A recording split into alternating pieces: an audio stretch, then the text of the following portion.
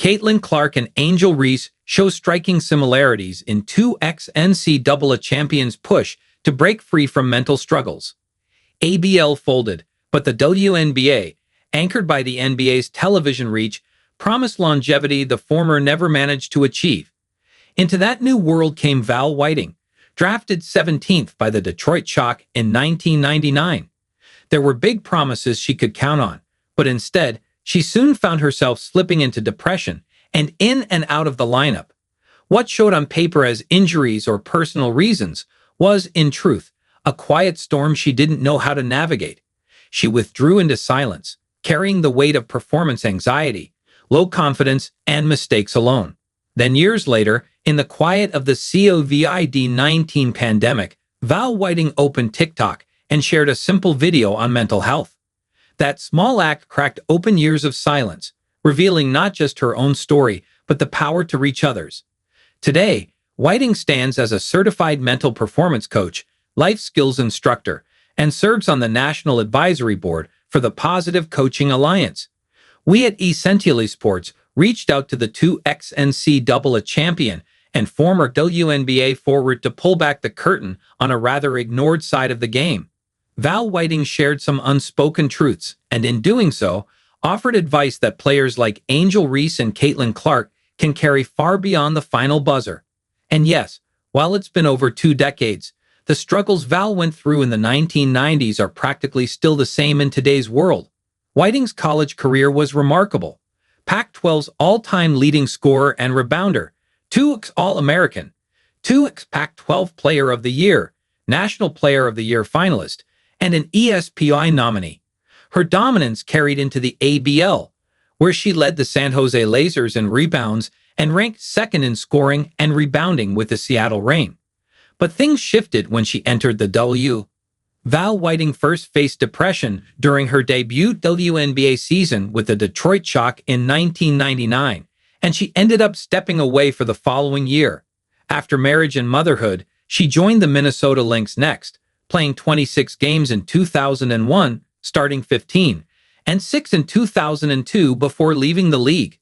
So Whiting knows the pressure that comes along with expectations and success.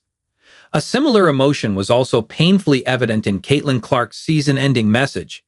Disappointed isn't a big enough word to describe how I am feeling. Clark poured hours into the gym, tried rehab, left no stone unturned, but her right groin injury and bone bruise wouldn't let her return. The inability to play, weighed down by a brutal season, and to give fans who traveled miles a glimpse of greatness, the guilt hurt hard. So here's Val Whiting's key to a breakthrough. My advice to her, Caitlin Clark, would be, keep perspective. You're more than your stats or minutes on the court. Use the time to strengthen other areas of your game, your leadership, your voice, your vision for how you want to impact the game long-term, she said.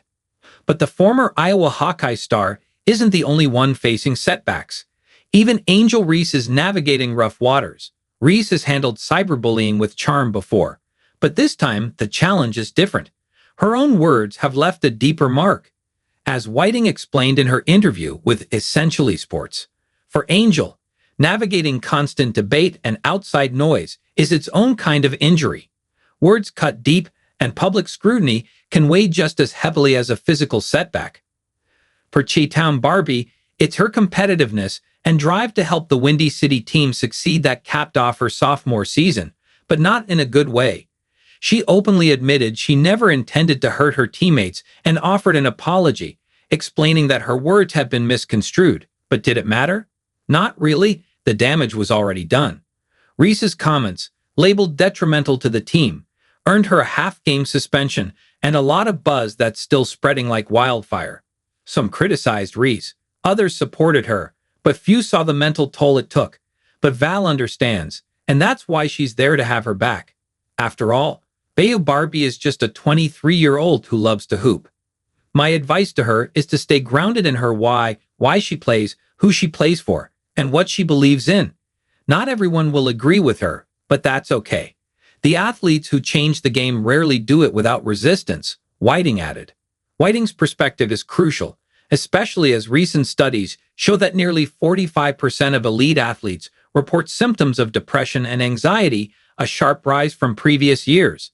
Among these athletes, as a report from the International Olympic Committee found, women are at a higher risk. So it's time to remember that athletes are humans too. Words and comments from fans don't just sting. They can affect mental health and performance.